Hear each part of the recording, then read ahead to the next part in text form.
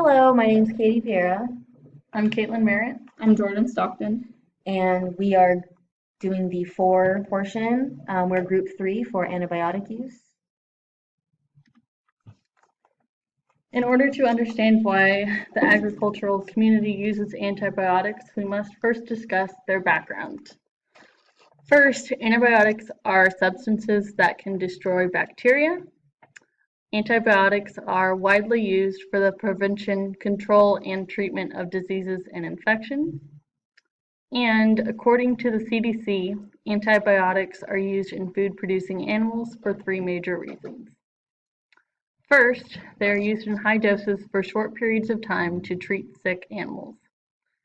Second, they are used in high doses for short periods of time to prevent diseases during times when animals may be more susceptible to infections, for example, after weaning or during transport.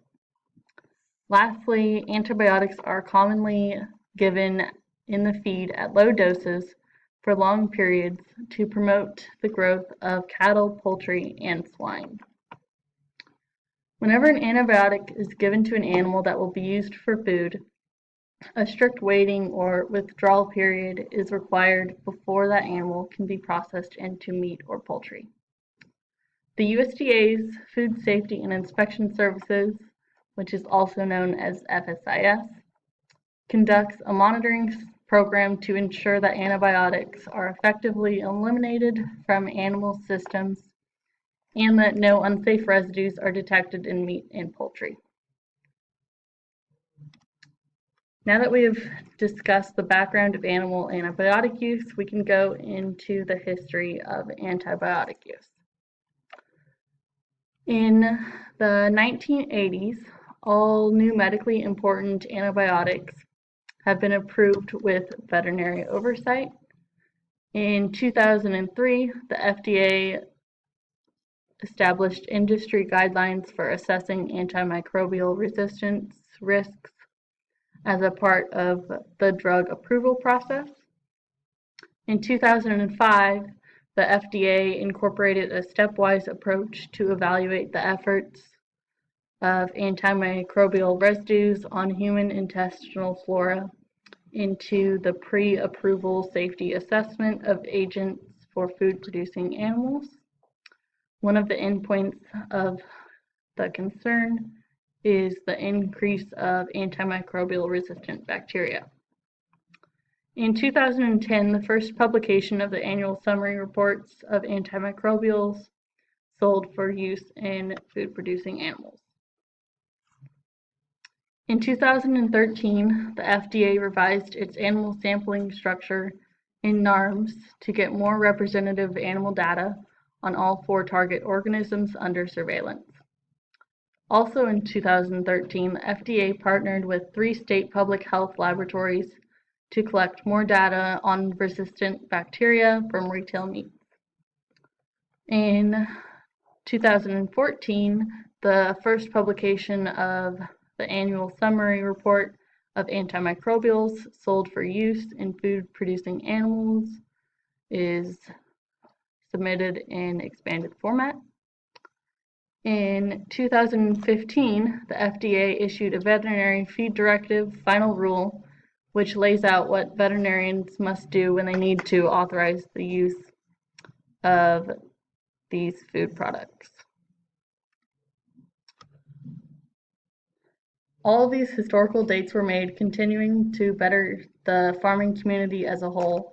Not only did these dates make the urban community happy, but these were also good things for the livestock producers. The main reasons farmers give antibiotics to livestock are 1, the antibiotics prevent animals from suffering. Animals sometimes get sick from bacterial infections, leaving them in pain and suffering. A veterinarian can responsibly treat sickness to stop suffering, the ethical action to take. Additionally, antibiotics are given to farm animals to keep them healthy. The responsible use of antibiotics in animals leads to an overall decrease in bacteria. Antibiotics help make the food safe by keeping animals healthy and reducing bacteria from entering our food supply. Our last main reason is that antibiotics are part of sustainable production. Responsible use of antibiotics keeps animals healthy and minimizes the impact on the environment. Left untreated, sick animals will grow more slowly, requiring more food and water. Alright, so now we're going to talk about the cultural importance. The main use of antibiotics is to either stop a disease before it occurs, stop a disease from getting worse, or get rid of the disease, or stop the disease from spreading.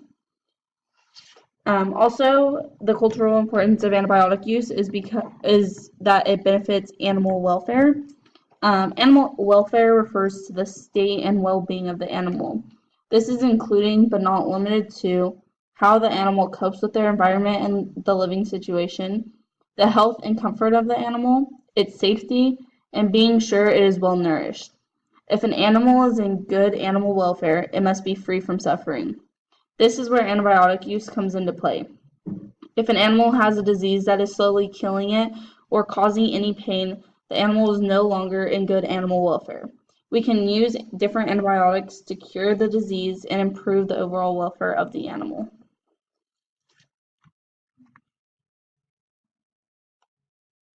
Now the sociological importance.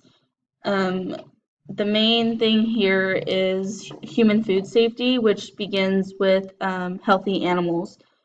At least one study has shown that a slight increase in animal illness rates leads to a greater human illness rate rather than the development of antibiotic resistance. This research was done in 2007. And then studies have shown that increase in animal illness leads to greater human illness rate. That's why careful antibiotic use on the farm to keep animals healthy is so important. Research shows that animals that are subclinically ill, which means they're not outwardly showing signs of the illness, but they aren't as internally healthy as they can be, they increase the threat bacteria in the harvesting process, placing more pressure on all of the remaining safety steps.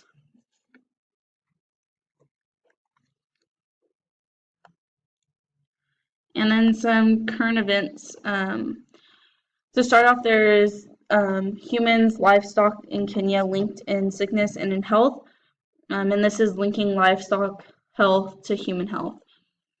After tracking 1,500 households and their livestock in 10 western Kenyan villages for 1 year, researchers found a strong relationship between the number of illnesses among family members and the number of illnesses or the number of livestock sicknesses and death in the same household.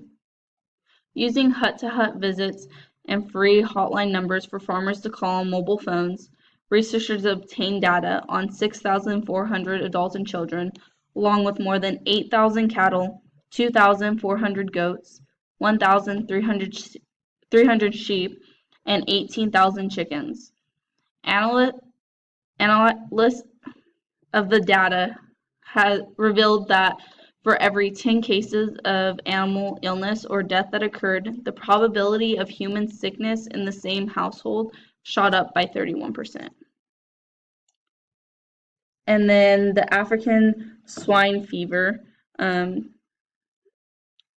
This is an example of having no antibiotics can lead to culling of whole herds. One of the deadliest swine viruses on Earth, which is the African swine fever, also known as ASF, has spread for the first time to the world's largest pork producing country, which is China.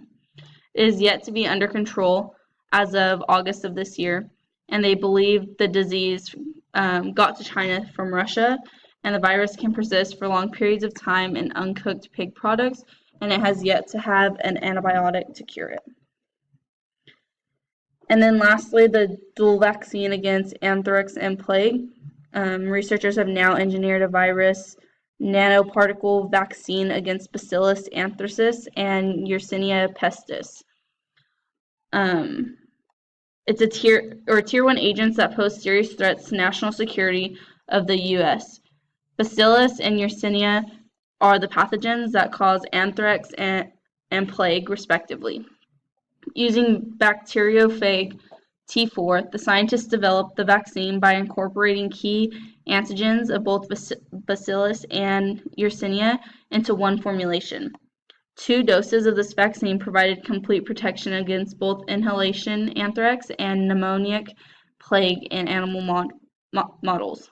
Even when animals were treated with lethal doses of both anthrax lethal toxin and Yersinia pestis CO92 bacteria, the vaccine has shown to be effective.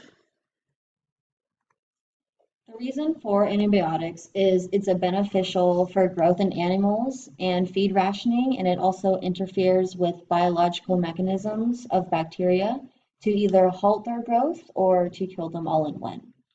Animals that are raised for human consumption have to have a strict antibiotic routine. The reason for this strict routine is because they're economically viable in the sense of treating the animal in a healthy way will lead to a bacteria-free food that us humans have to consume. Antibiotics are a vital tool for farmers and veterinarians. They don't only benefit animals, they are used to promote health for animals as well as humans. Animals treated with antibiotics have been confirmed by the FDA, which is the Food and Drug Administration, that eggs, meat, and milk have been treated with antibiotics are safe for us humans to consume. Antibiotics are administered directly into the body or mixed in with feed and to prevent diseases such as bacteria. A summary of the antibiotics, according to the CDC, a 1950s study demonstrated that animals getting low doses of antibiotics gained more weight for a given amount of feed than untreated animals.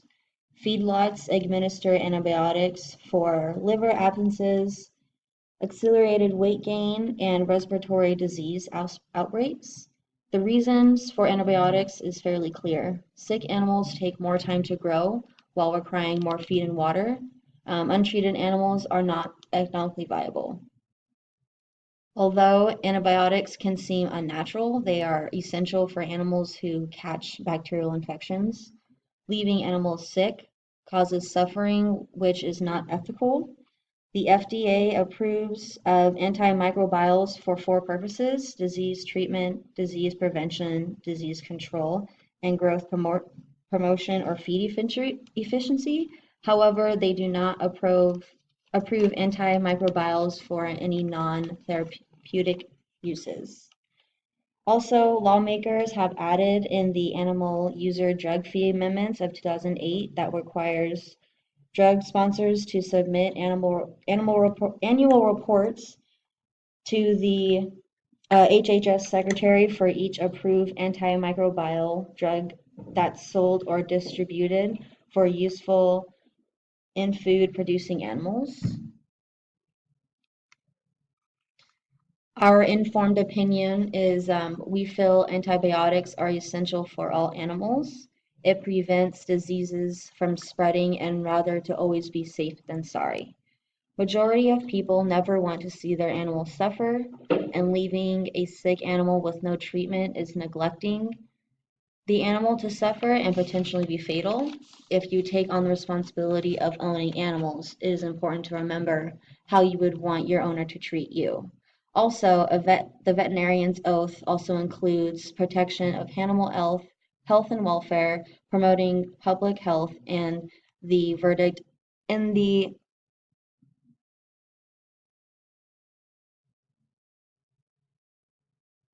prevent of animal suffering. I'm sorry.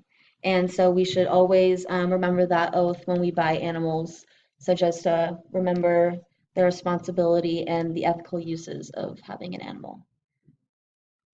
And there are our references. So thank you so much for listening to our group. If you guys have any questions, just post them in the comments. Thank you.